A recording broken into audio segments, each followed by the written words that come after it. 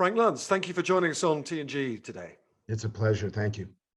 So, can you tell us what this project is all about? How has the language of politics changed in recent years? It's much more direct, which is a positive, and it's much more angry, which is a negative. It's more divisive, unfortunately.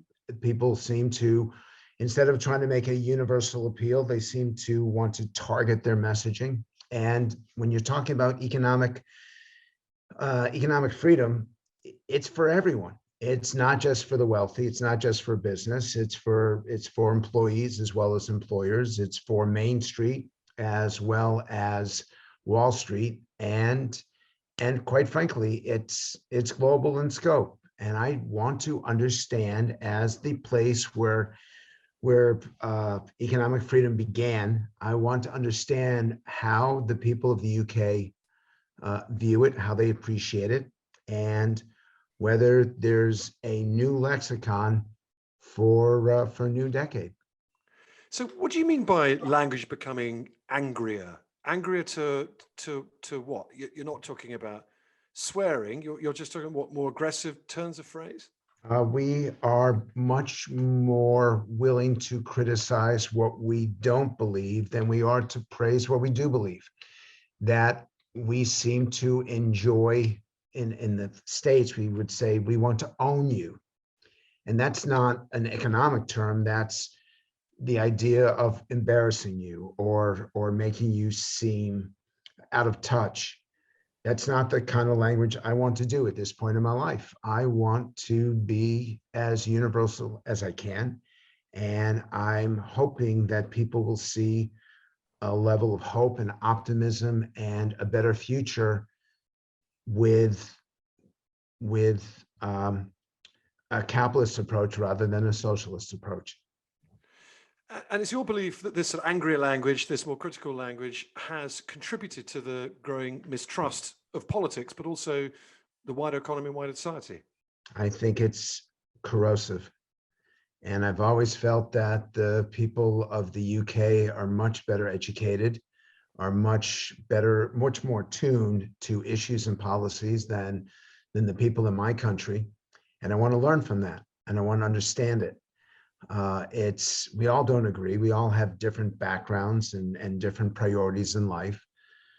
But I just think that the British elections have been more substantial. And I think that the average person in Britain has a closer and better understanding of economics than the average American. So part of this is to understand what are the underpinnings of the assumptions that are happening here in the UK, and what can I learn both to bring back to my country, and what can I use from what I've learned in the States and bring it to here in the UK. But I want to emphasize, and I live this every day, I don't want these divisions even sharper and uglier.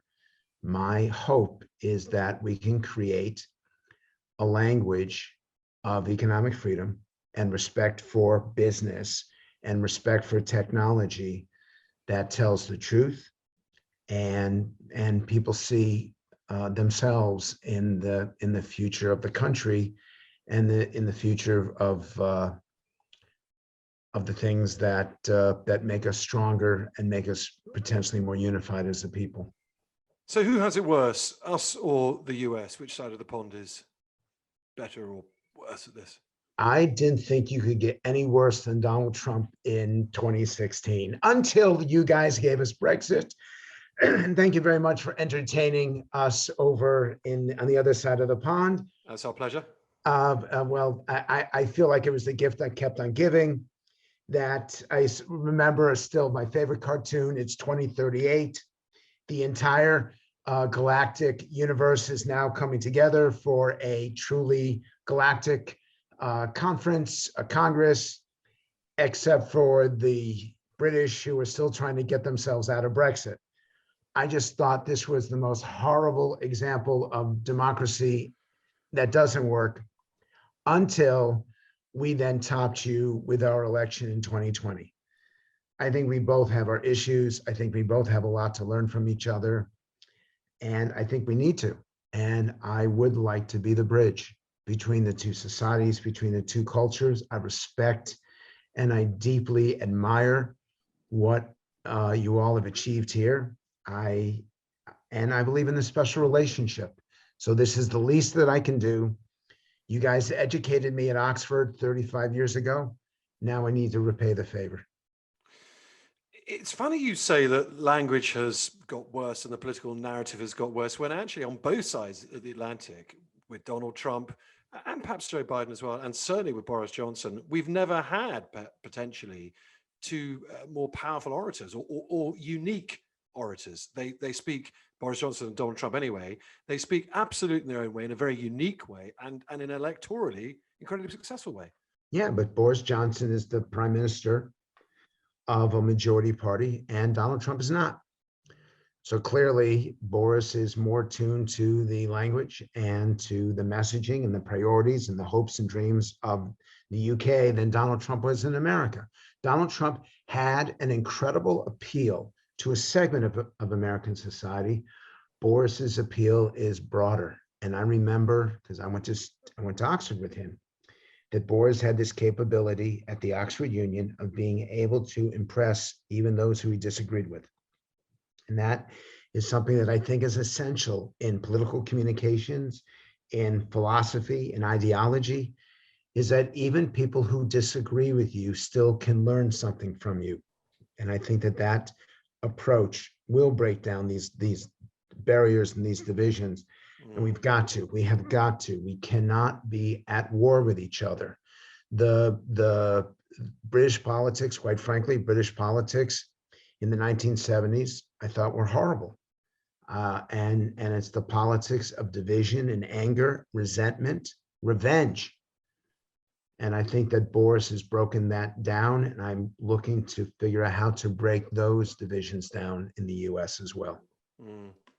Okay, so how are you and the Centre for Policy Studies going to go about doing this exactly? So I'm going to be doing focus groups. I've been doing interviews. I'm going to take my students at the Blavatnik School of Government and put them on television globally through, I hope, through the BBC and through CNN. And I'm going to be traveling the country doing focus groups, one-on-one interviews, and learning, asking a ton of questions. What you're doing with me right now is what I plan to do with the British people, is to seek to understand, to empathize, to learn. And I've got a lot of ideas that I'm taking from different governments from across the globe, different economies. And I want to see what works here, and I want to see what's rejected here. By the way, in my life, in my career, I've learned so much more from where I've gotten it wrong than where I've gotten it right. We learn from failure much more than we learn from success. Talking of which, you did call the election right, didn't you? You had a bit of a wobble halfway through the night when it looked like Donald Trump wasn't going to do quite as badly as you thought. So I think your record is all right at the moment, Frank. Oh, by the way, my friends were nuts because I did get it wrong in 2016. So in 2020, I was so determined to get it right that not only did I tell them what the margin was going to be, did I tell them the states to look at. And I got every state but one correct, every state but one. I even told them the time, the day and the time that they would announce that Joe Biden had won the election. And I said, it'll be Saturday morning. And at, I think it was 11:14 a.m. is when Biden was given the election. I'm never going to be that precise again, because you can't say that. What was the state you got wrong? I got Arizona wrong. I thought in the end, and Trump still says that he won Arizona, but I thought in the end Arizona was going to vote for Trump narrowly, and in the end it voted for Biden narrowly. And just as we finish, you bring up you were at Oxford with Boris Johnson. You heard him debate in the Union. Must have been pretty interesting. You're still friends with him, are you? Would you call yourself a buddy? No, because if I'm a friend of Boris's, that means that I've got somewhere in the neighborhood of 300, 500 friends. He's an acquaintance. I'm an admirer of his. I respect him very much. He and I talked on election night. I was giving him some of the numbers that we were collecting, and we will talk from time to time. But I believe in a definition of friendship that is real and substantial. I'm a language guy after all. And I can't say that Boris is one of my 100 closest mates. Okay. It's the kind of thing that I'm really precise about, because I don't want to make claims that simply No, I understand. simply aren't true. But Let me ask you about something though, because I learned this the other day, fascinated me. Simon Stevens, who runs the NHS here, who's just stepping down, and you and Boris were all at Oxford at the same time, and you all went on what sounds like a pretty amazing trip, a debating trip across the US. I think it was in the summer of 1986. So please tell us, what was it like to be on the road with Boris Johnson crisscrossing the United States? Well, I still remember Simon Stevens intervening on me, saying that I have a razor sharp wit. And my response back was, what do you know about razors? The last time you shaved was never. We all look a lot older today than we did back then. Boris was everyone's most popular person. Simon was the intellect of the effort. And I was the American that kept everyone moving on time. And the other thing I remember about that was we had just started with cable television, which you did not have at that point. And my British colleagues would ask me to pick what they should watch on TV because there were just too many channels, and you all had 4 at that point. And typically you'd have the snooker on BBC Two, ITN would have the Life and Times of the Flying Squirrel, and then you also had Channel 4, which would be some sort of American repeat. So, and BBC One would be the news. So I still remember that. You all are better communicators than we are, bluntly. And it's not just because you've got a beautiful accent into our ears. Americans are taught how to write. The Brits are taught how to speak. And at Oxford, you're taught how to speak and how to write and how to intervene. And I saw that every day in the States. And you're governed by so many graduates of Oxford and Cambridge. And while I realize that there are some people who listen to this and think that that's the problem with Britain, actually, I think that's one of the reasons why you've been so successful.